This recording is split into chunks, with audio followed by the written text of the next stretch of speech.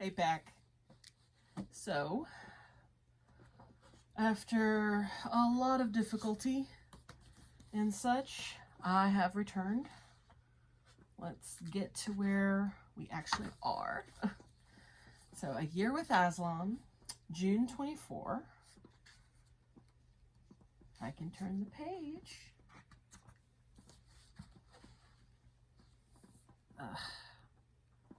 There we go. Trying to mark tomorrow so I don't have to turn a million pages. Okay. Ordinary people. All in good time, my boy, said Uncle Andrew.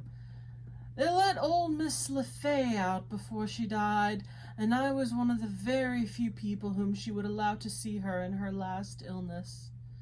She had got to dislike ordinary, ignorant people, you understand. I do myself. But she and I were interested in the same sort of things.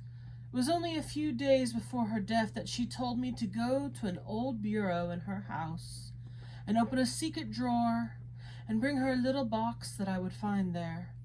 The moment I picked up the box, I could tell by the prickling in my fingers that I held some great secret in my hands. She gave it to me and made me promise that as soon as she was dead, I would burn it, unopened, with certain ceremonies. That promise I did not keep. Well, then it was jolly rotten of you, said Diggory. Rotten? Said Uncle Andrew with a puzzled look. Oh, I see. You mean that little boys ought to keep their promises. Very true. Most right and proper, I'm sure. And I'm very glad you have been taught to do it.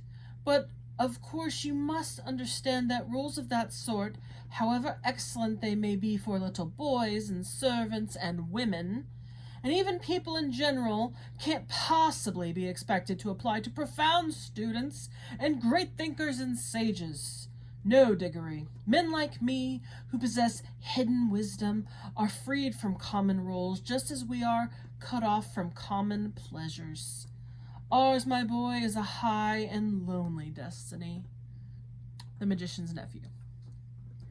How does Uncle Andrew differentiate himself from the people around him?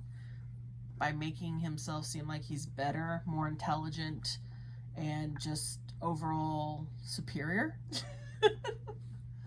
What are the dangers of thinking as he does? A rule is a rule for a reason. And if you think that you're above the law, above the rules, then it creates an imbalance, and it allows you to do things that are wrong while saying other people should. It's a complete imbalance. It tilts the scales in an unhealthy way. When have you been guilty of this attitude? Okay, so I was at a comic convention. Some of you may know where I'm going with this. It was not being run well. I'm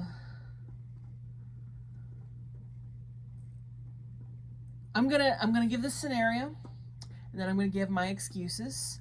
I'm not saying they're right. I still feel guilty. But this is how I differentiated myself. All right. Actually, no. I'm going to give my excuses first. I deal with asthma. I'm heat sensitive. I'm very fair complexioned, so I burn very easily and quickly. It doesn't take long. I also have always had a hard time standing in one place for very long. Like right now, any of it is hard. But back then, as long as I was moving, I was usually okay. But standing perfectly still, my feet would start hurting really bad. So this was, I think, my first comic convention. And we were in line that went up and down stairs and around the building. I swear it was insane. It was a very long line. And I was fine until we stopped moving. And we're like, are you kidding me? Why aren't we moving? Because the thing had opened. And we're looking at the time, and we were there, obviously not early enough, but we thought we were early enough to get there for the panel. And the panel we wanted to see was the first panel of the day. It was the only panel I wanted to see. So I was very upset. And when we finally got far enough, we could tell that people were just cutting. People were like, screw this, and just going. Because what they needed to do is still go up another one and come back before they could go to the door.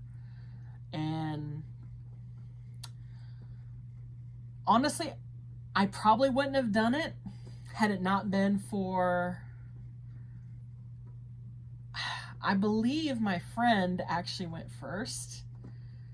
And it was because I told them, you know, I don't want to miss the panel. And by the time we're finally in there, the panel's going to be over. And I was just very upset. It was, I believe, Kevin Conroy. And, you know, Batman has been my hero for a very long time. And so we just said, screw it. And so we followed the people that were cutting.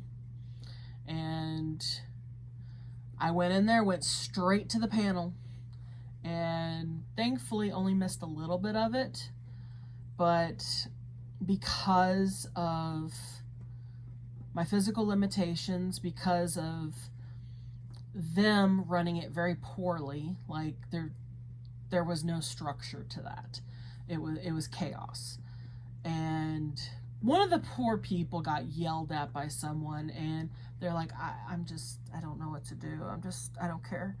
And I felt so sorry for her. And yeah, but I have felt bad about that since. And the funny thing is, I don't regret it, because it was my one and only chance that I got to hear a panel with Kevin Conroy. And because we got in when we did, we were able to get in the line for his autograph, which, you know, was also a very special occurrence. I still felt bad for all the other people. And yeah, I wish there had been a better system.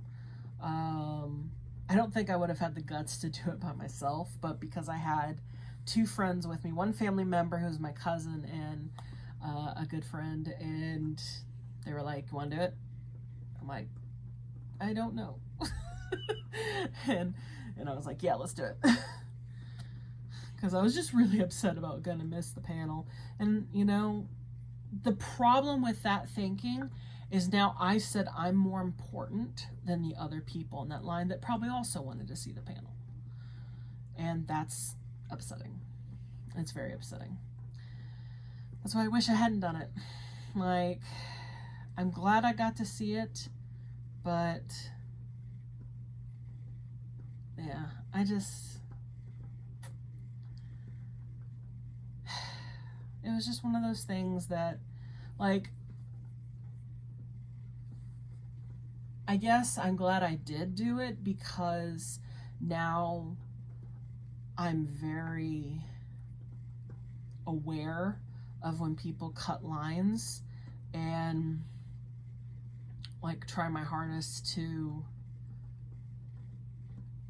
be respectful of the process, and,